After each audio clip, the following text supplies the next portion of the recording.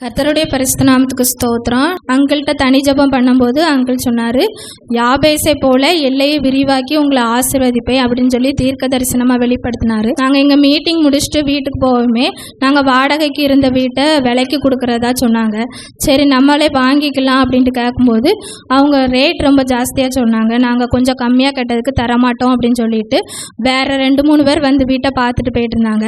சரி ஆண்டவருக்கு சித்தம் இருந்தால் நமக்கு கிடைக்கும் அப்படின்ட்டு ப்ரேயர் பண்ணிட்டு இருந்தோம். அப்புறம் அவராகவே கூப்பிட்டு, தம்பி உங்களுக்கே இந்த வீட்டை தந்துடுறோம், நீங்களே வாங்கிக்கிடுங்க, என் மனசில் உங்களுக்கு தான் தரணுன்ட்டு மனசில் பேசுது, நான் உங்களுக்கே தந்துடுறேன் தம்பி, நீங்கள் வாங்கிக்கிடுங்கன்னு சொல்லிட்டாரு. போன வாரம் நாங்கள் வீட்டை வந்து கிரயம் பண்ணிட்டோம். எங்களுக்கு சொந்த வீட்டை தந்ததுக்கு கர்த்தருக்கு கோடான கொடு. நாங்கள் உடுமலைப்பேட்டையிலேருந்து வரோம். தம்பி கொஞ்ச நாளாக வயிற்று வரைக்கும் சொல்லிகிட்டே இருந்தான். இப்போ ஸ்கேன் பண்ணி பார்த்தா தொப்பில் இன்ஃபெக்ஷன் ஆகிருக்கு அப்படின்னு சொன்னாங்க. அப்புறம் டேப்லெட் கொடுத்தாங்க, அது சாப்பிட்டு ஒன்றும் ஒரு சரியாகலை. அப்புறம் இங்கே கொஞ்ச நாள் ஜெபம் பண்ணிக்கிட்டு இருந்தோம். அப்புறம் இங்கே ப்ரேயர் ஆயில் வாங்கிட்டு போயிருந்தோம். அதை போட்டு ஜெபம் பண்ணால் 2 நாளில் சரியாயிடுச்சு. ஆண்டவருக்கு போடான ஒரு நன்றி.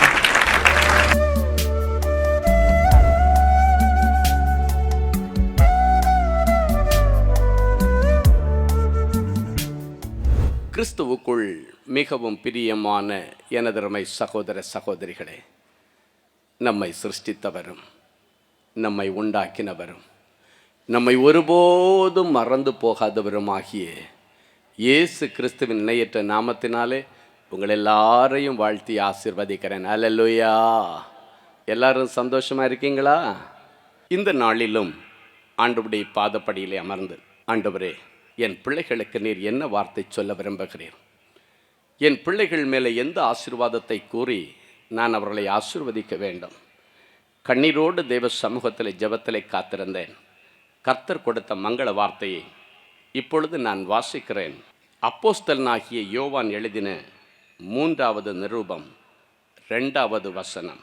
பிரியமானவனே, உன் ஆத்துமா வாழ்வது போல நீ எல்லாவற்றிலும் வாழ்ந்து சுகமாயிருக்கும்படி வேண்டுகிறேன். பிரியமானவனே, உன் ஆத்துமா வாழ்வது போல நீ எல்லாவற்றிலும் வாழ்ந்து சுகமாயிரு என்கிற ஆசீர்வாதத்தை ஆண்டவர் இன்றைக்கு நம்மேலே வைக்கிறார். பரலோக எஜமான் மேலே நீங்கள் பிரியமாய் இருக்கும் பொழுது, பரலோக எஜமானுடைய சத்தியத்தின் வார்த்தைகளுக்கு நீங்கள் கட்டுப்படும் பொழுது, பரலோகத்தின் எஜமான் உங்கள் மேல் பிரியமாயிருப்பது அதிக நிச்சயம். அங்க பார்த்தீங்கன்னா, முதலாவது ஈசாக்குடைய வாழ்க்கையில் பார்க்கும் பொழுது, மூத்த பிள்ளையாகிய ஏசா வேட்டையாடி வனசஞ்சாரியாய் சுற்றி கொண்டிருந்தான். ஆனால் அவனுடைய சகோதரனாகிய யாக்கோபோ குணசாலியும் கூடாரவாசியுமாயிருந்தான். அவன் வனவாசியாயிருக்கிறான், இவன் கூடாரவாசியாயிருக்கிறான். தகப்பன் வனவாசியாயிருக்கிறதை விரும்புகிறான், ஆனால் தாயோ கூடாரவாசியை விரும்புகிறாள். இன்றைக்கு ஒருவேளை உங்கள் வீட்டிலே ஏதோ ஒரு வனவாசி சுற்றி கொண்டிருந்தானே, ஆனால் இன்றைக்கு இயேசு உன்னை பார்த்து சொல்லுகிறார், வனவாசிகளை கூடாரவாசிகளாக மாற்றுவது எனக்கு லேசான காரியம். ஒருவேளை நீங்கள் சொல்லலாம், எப்பொழுது எனக்கு மாறுதல் உண்டாகும், முன்பிருந்த சீர் இருந்தால் நலமா இருக்குமே என்று யோபு ஜெபித்தது போல, எப்பொழுது என் பிள்ளையிடத்திலே ஒரு மாறுதல் உண்டாகும். அவன் வீட்டில் இருக்கும் பொழுது ஒவ்வொரு நாளும் நான் பயந்து நடுங்கி கொண்டிருக்கிறேன். பெற்ற தாய் என்று கூட பார்க்காமல் என்னை மிகவும் கேவலமாய் பேசுகிறானே, பெற்ற தாய் என்று கூட பார்க்காமல் என்னை அடிக்கிறானே, உதைக்கிறானே. முரட்டாட்டம், முரட்டாட்டம். இன்றைக்கு முரட்டாட்டம் உள்ள உன் பிள்ளைகளை சந்திக்கும்படி ஆண்டவர் நேரடியாக இறங்கி வருகிறார். ஒருவேளை நீ நினைக்கலாம், எவ்வளவு பிரசங்கத்தை என் பிள்ளை கேட்டான், எத்தனை ஊழியர்களை வைத்து அவனுக்கு நான் ஆலோசனை கொடுத்தேன், ஒன்றிலும் அவன் சரிப்பட்டு வரவில்லை, இவன் காலம் இப்படித்தான் ஓடுமா என்று நீ நினைக்கலாம். இல்லை இல்லை, அவற்றுக்கெல்லாம் ஒரு முடிவு கட்டுவதற்காக ஆண்டவர் விடுகிறது வரைக்கும் சவுலை விட்டுக்கொண்டே இருந்தான். அவன் ஒவ்வொரு நாளும் ஆண்டவருடைய பிள்ளைகளை வேதனைப்படுத்திக் கொண்டிருந்தான், அடித்து உதைத்து துன்புறுத்தி கொண்டிருந்தான். ஒரு நாள் வந்தது, ஆண்டவரே நேரடியாய் இறங்கி வந்து சவுலை சந்தித்து பவுலாய் மாற்றினார். இந்த நாட்கள் சவுலை போல நடக்கிற முரட்டாட்டம் நிறைந்த, தாய் தகப்பனை அடிக்கிற, சகோதரியை அடிக்கிற, தகப்பனை அடிக்கிற, தகப்பனை உதைக்கிற, தகப்பனிடத்திலே மரியாதை இல்லாமல் பேசுகிற உன் பிள்ளையை சந்திக்கும்படி ஆண்டவர் இந்த நாளை தெரிந்து கொண்டார். ஆண்டவர் தெரிந்து கொண்டார். கேவலமாய் பிள்ளை பேசுகிறானே, மிகவும் கேவலமாய் பேசுகிறது. என்னுடைய வாழ்க்கையை குறித்து கூட என் பிள்ளை கொச்சைப்படுத்தி பேசுகிறானே, என்னை குறித்து அவனுக்கு என்னதான் தெரியும், இப்படி எல்லாம் பேசுகிறானே. உன் இருதயத்தின் அங்கலாய்ப்புகள் இயேசுவுக்கு தெரியும். இன்றைக்கு கூடாரவாசியாக உன் பிள்ளையை மாற்றும்படி அவன் இருக்கிற இடத்துல இன்றைக்கு இயேசு அவனை சந்திக்கிறார். ஆகாருடைய நாட்களிலே ஒரு பக்கத்திலே மரணத்தின் விளிம்பிலே அவருடைய பிள்ளையாகிய இஸ்மவேல் கிடக்கிறான். அம்பைகிற தூரத்திலே தாய் உட்கார்ந்து அழுகிறாள். பிள்ளை செத்து போகிற நிலைமையில் இருக்கிறானே, இன்னும் கொஞ்சம் நேரம் வந்தால் ஆகாரம் இல்லாமல் செத்து போய் விடுவானோ என்று சொல்லி அந்த பிள்ளை கண்ணெதிரிலே சாகிறதை காண துணிவில்லாமல் ஒரு தாய் அம்பைகிற தூரத்திலே போய் உட்கார்ந்து பரலோகத்தை நோக்கி ஓ என்று அழுகிறார். என் பிள்ளையுடைய வாழ்க்கை அழிய போகிறதே, என் கண்ணெதிரிலே என் பிள்ளை சாக போகிறானே. ஒரு பக்கம் பிள்ளை பசியிலே துடித்து அழுகிறது, மறுபக்கம் தாய் அழுகிறாள். இருவருடைய கண்ணீரும் ஒரே நேரத்திலே பரலோகத்திலே போய் சேர்ந்தது. ஆண்டவர் ஆகாரை கூப்பிட்டார். ஆகாரே, உனக்கு என்னம்மா ஆச்சு? ஏன் அழுகிறாய் ஆகாரே? உனக்கு என்ன ஆயிற்று? அவள் சொன்னாள், என் பிள்ளை பசியில சாக கிடக்கிறது, என் கண்ணெதிரிலே பிள்ளை அழிந்து கொண்டிருக்கிறது, கண்ணெதிரிலே என் பிள்ளை கொஞ்சம் கொஞ்சமாய் செத்து கொண்டிருக்கிறது. ஆண்டவர் சொன்னார், பிள்ளை இருக்கிற இடத்திலே பிள்ளையின் சத்தத்தை கேட்டு பிள்ளைக்காக நீரூற்றை ஏற்படுத்துகிறேன். வாய்ப்பே இல்லாத இடத்திலே ஒரு நீரூற்றை அந்த பிள்ளைக்காக நான் ஏற்படுத்துகிறேன். அந்த தண்ணீரை பிடித்து குடிக்க கொடுத்து உன் பிள்ளையை அழைத்து கொண்டு போ, அவனை பெரிய ஜாதியாக்குவேன். ஒரு தாயினுடைய கண்களுக்கு முன்பாக ஒரு பிள்ளை கொஞ்சம் கொஞ்சமாய் செத்து கொண்டிருக்கிறது. ஒருவேளை உன்னுடைய பிள்ளையும் உன்னுடைய கண்களுக்கு முன்பாக எதிர்காலத்தை பாழடித்து வாலிபத்தை சிதைத்து வாலிபத்தை பாவத்திற்கு ஒப்பு கொடுத்து கொஞ்சம் கொஞ்சமா குடித்து வெறித்து செத்து கொண்டிருக்கிறான் என்று கண்ணீரோடு வந்திருக்கிறீர்களா? உன் பிள்ளையுடைய எல்லா துன்மார்க்கத்திற்கும் ஆண்டவர் இன்றைக்கு ஒரு விடிவு காலத்தை கொண்டு வருகிறார். கொஞ்சம் கொஞ்சமாய் செத்து கொண்டிருக்கிற உன் பிள்ளை, கொஞ்சம் கொஞ்சமாய் அழிவை சந்தித்துக் கொண்டிருக்கிற உன் பிள்ளை, இந்த நாட்களிலே ஆண்டவர் நேரடி அவன் இருக்கிற இடத்திலே சந்திக்கிறார். பிள்ளை இருக்கிற இடத்திலே பிள்ளையின் சத்தத்தை கேட்டு அவனுக்காக நீரூற்றை ஏற்படுத்துகிற ஆண்டவர் இன்றைக்கு அவனுக்காக ஒரு நீரூற்று, ஒரு ரட்சிப்பின் நீரூற்று, ஒரு பாவ மன்னிப்பின் நீரூற்றை ஆண்டவர் அவனுக்காக கொடுத்து அவனை ரட்சித்து சபைக்கு கொண்டு வருவார். ஊழியர்களை தரக்குறைவாய் பேசிக் கொண்டிருக்கிறானே, ஆண்டவருடைய கோபாக்கினை என் பிள்ளைக்கு வந்து விடுமோ? எல்லா ஊழியர்களை குறித்து தரக்குறைவாக என் பிள்ளை ஒவ்வொரு நாளும் SMS அடிக்கிறானே, வாட்ஸ்அப்பில் போடுகிறானே, தேவ குற்றத்தை என் பிள்ளை செய்து கொண்டிருக்கிறானே, என் தேவனுடைய கோபாக்கினை என் பிள்ளையின் மேல வந்து விடுமோ என்று கண்ணீரோடு வந்திருக்கிற ஒரு தாயை நான் பார்க்கிறேன். தேவனுடைய சாபத்திற்கு ஆளாகி கொண்டிருக்கிற என் பிள்ளையை ஆண்டவர் அழித்து விடுவாரோ என்று கண்ணீரோடு அழுது கொண்டிருக்கிற தேவ பிள்ளையே, ஆண்டவருடைய பிள்ளைகளுக்கு விரோதமாயிருந்த சவுலை ஆண்டவர் அழிக்கவில்லை, அவனை பவுலாக மாற்றும்படி இறங்கினார். இன்றைக்கு உன் பிள்ளையை ஆண்டவர் சந்திக்கும்படி இறங்கி வருகிறார். இந்த நாட்களுக்கு பிறகு உங்கள் பிள்ளைகள் சத்தியத்தில் நடக்கிறார்கள் என்று நீங்கள் கேள்விப்படுகிற நல்ல நாட்கள் இதோ வருகிறது. அவர்களை கூடாரவாசிகளாய் மாற்றுவார். குணசாலியாகவும் கூடாரவாசிகளாகவும் ஆண்டவர் மாற்றுவார். கடந்த நாட்களிலே ஒரு வாலிப மகன் என்னை பார்க்க வந்தான். அந்த தம்பி வந்த இடத்துல வேதனையோடு சொன்ன காரியம், ஐயா, நான் ஆண்டவருடைய சுத்தம் தெரியாமல் ஒரு தொழிலை ஆரம்பித்து அந்த தொழிலிலே நஷ்டமடைந்து எல்லாவற்றையும் இழந்து நிற்கிறேன். என் மனைவியுடைய வீட்டிலிருந்து எனக்காக எவ்வளவு செல்வங்களும் பொக்கிஷங்களும் கொடுத்தார்கள். அவர்கள் என் மனைவிக்காக கொடுத்த காரை கூட இன்றைக்கு நான் விட்டுவிட்டேன். என் மனைவி எங்கு போனாலும் பஸ்ஸில் போக வேண்டிய ஒரு நிலைமை. அத்தனையும் விற்று தீர்த்தும் என்னுடைய கடன்கள் தீரவில்லை. கோடிக்கணக்கான கடன்களிலே நான் சிக்கிக் கொண்டேன். என் மனைவியையும் என்னுடைய சின்ன பிள்ளையையும் அப்படியே விட்டுவிட்டு எனக்கு தற்கொலை செய்வதற்கும் எனக்கு தைரியம் இல்லை. ஆனால் தற்கொலை செய்வதை விட வேறு வழி இல்லாமல் நான் ஒவ்வொரு நாளும் அழுது கொண்டிருக்கிறேன். உங்களுடைய டிவி நிகழ்ச்சியை பார்த்து நான் உங்களிடத்தில் சில ஆலோசனைகள் வாங்கும்படி வந்திருக்கிறேன். அந்த மகனிடத்தில் நான் கேட்டேன், உங்கள் மாமனார் மாமியார் இடத்துல இந்த கஷ்டமான நிலைமையில உதவி செய்ய நீ போய் உதவி கேட்டியா என்று கேட்டேன்.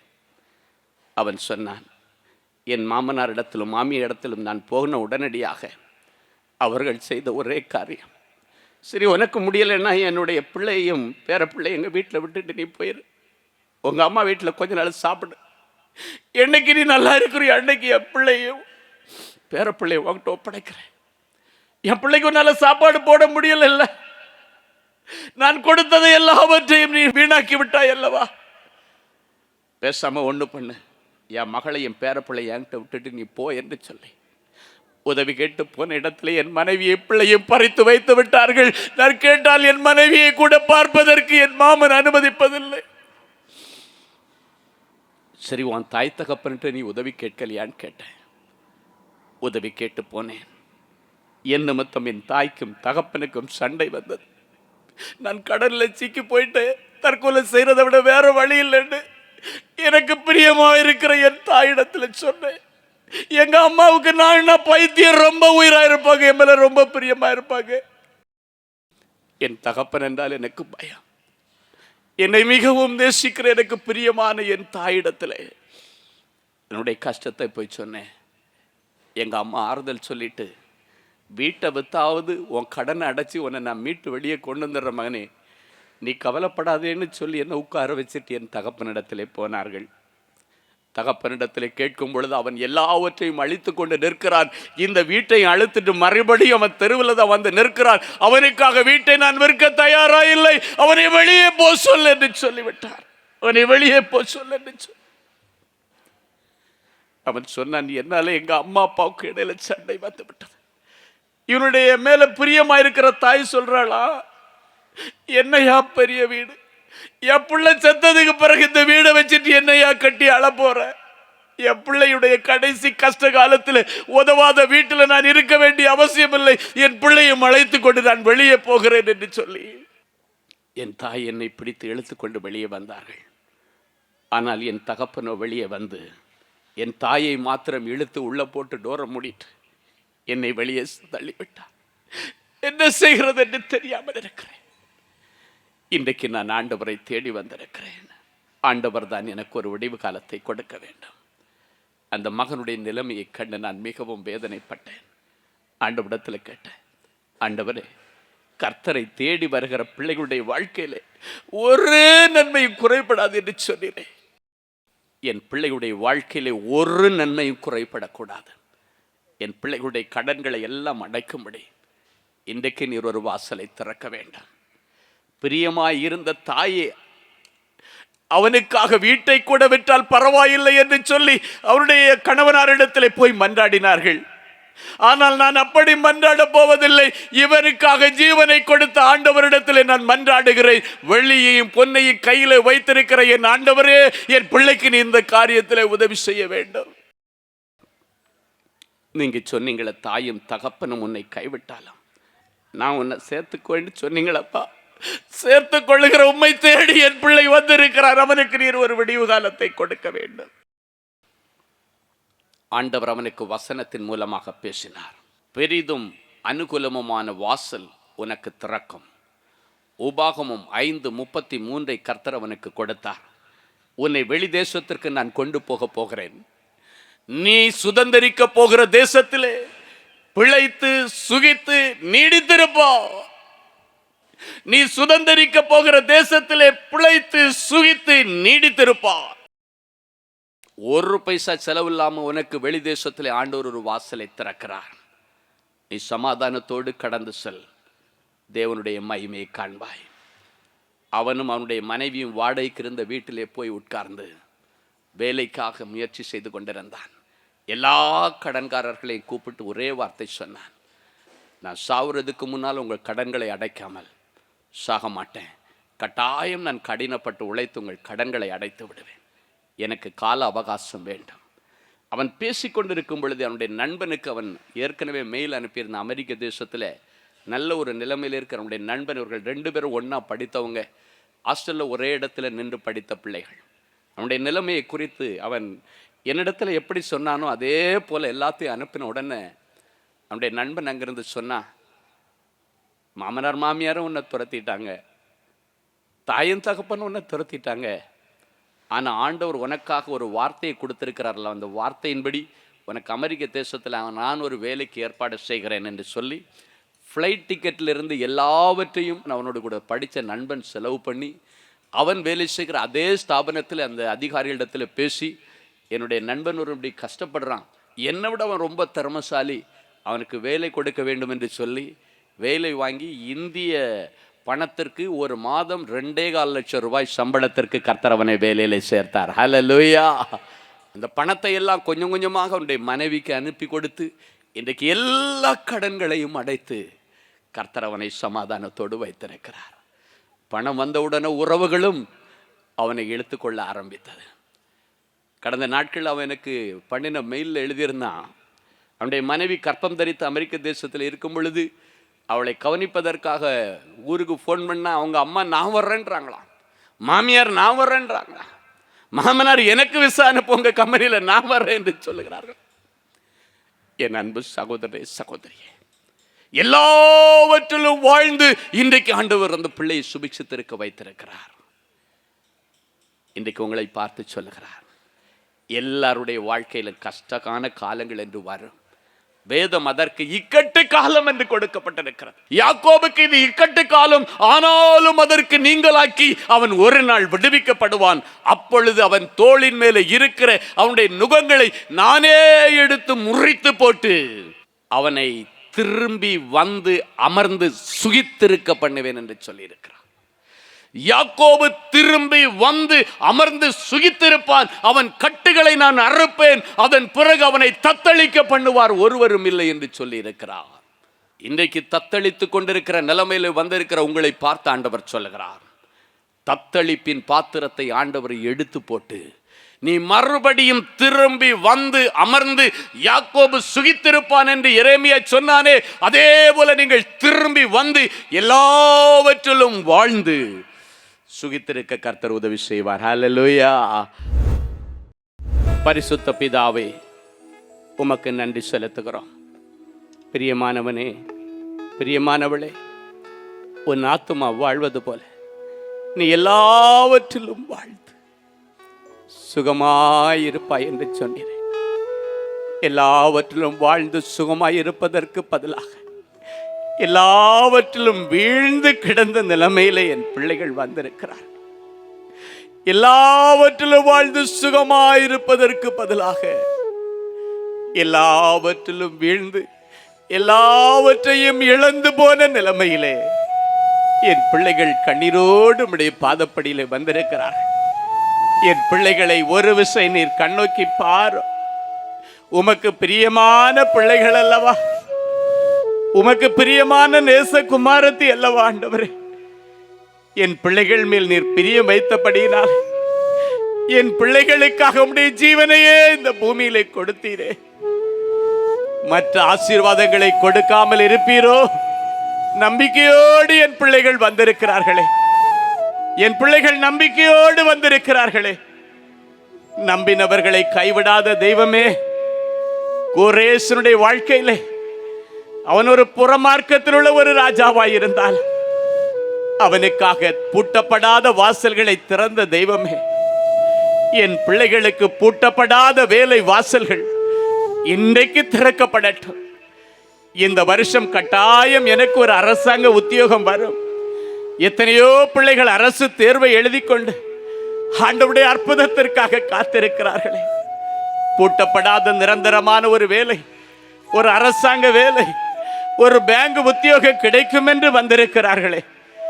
என் பிள்ளைகள் மேல நீர் பிரியமாய் இருக்கிறதை என் பிள்ளைகள் அறிந்து கொள்ளும்படி பூட்டப்படாத வேலை வாசல்கள், அரசு வேலைகள் என் பிள்ளைகளுக்கு திறக்கப்படுவதாக.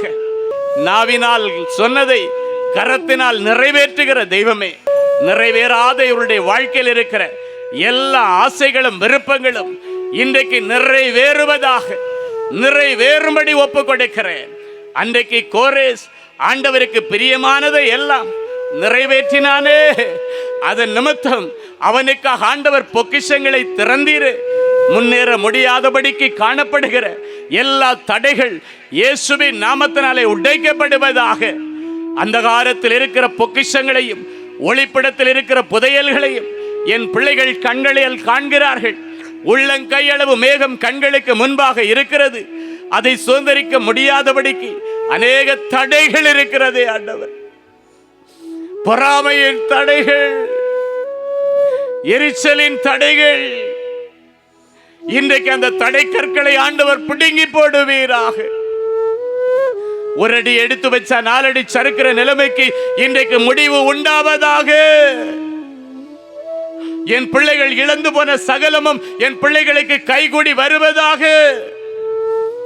கை வரைக்கும் எட்டினது என் வாய்க்கு எட்டவில்லையே, எல்லாம் முடிந்து கைக்கு வருகிற நேரம் பார்த்து கை நழுவி போய்விட்டதே என்று சொன்ன செல்வங்கள் என் பிள்ளைகளுக்கு மறுபடியும் கை கூடி வருவதாக. ஒளிப்பிடத்தில் இருக்கிற பொக்கிஷங்கள், ஒளிப்பிடத்தில் இருக்கிற வேலைகள், ஒளிப்பிடத்தில் இருக்கிற புதையல்கள், ஒளிப்பிடத்தில் இருக்கிற வருமானங்கள், ஒளிப்பிடத்தில் இருக்கிற செல்வங்கள், ஒளிப்பிடத்தில் இருக்கிற பொன் வெள்ளி என் பிள்ளைகளுக்கு கிடைக்கட்டும். ஒருவரும் பூட்டக்கூடாதபடி திறக்கிறவர். என் பிள்ளைகளுக்கு மூடாத வாசல்களை நீர் திறந்து தார். நிற்காத வருமானத்தை நீர் திறந்து தார். நிற்காத அபிஷேகத்தை என் பிள்ளைகளுக்கு நீர் திறந்து தார். எந்தெந்த பிள்ளைகள் சரீரத்தில் பலவீனமாக இருக்கிறார்களோ அத்தனை சரீரத்தின் உறுப்புகள் மங்கி வேலை செய்கிற கிட்னி இயேசுவின் நாமத்தினாலே இப்பொழுது உயிர்ப்பிக்கப்படுவதாக. எல்லா தடைகள் இயேசுவின் நாமத்தினாலே இப்பொழுது உடைக்கப்படுவதாக. மரணத்திற்கு ஏதுவான வியாதிகள் இயேசுவின் நாமத்தினாலே சுகம் பெற்றுக் கொள்வார்களாக. பிதா குமாரன் பரிசுத்த ஆவியின் பேராலே நிறைஞ்ச மனசில் என் பிள்ளைகளை ஆசீர்வதிக்கிறேன். நல்ல செய்திகளை பகிர்ந்து கொள்ள உதவி செய்யும் இயேசுவின் மூலம் பிதாவே, ஆமென். அன்பு தேவனுடைய பிள்ளைகளே, இந்நிகழ்ச்சியின் மூலம் நீங்கள் பெற்றுக்கொண்ட ஆசீர்வாதங்களையும் உங்கள் ஜெப விண்ணப்பங்களையும் அனுப்ப வேண்டிய முகவரி: தேவனின் அன்பு ஊழியங்கள், Vinayak avenue, OMR road, Okkiyam, Thoraipakkam, Chennai 600097. மேலும் 24 மணி நேர ஜெப உதவிக்கு 04424547999 மற்றும் 9941150999 என்ற எண்களுக்கு தொடர்பு கொள்ளுங்கள்.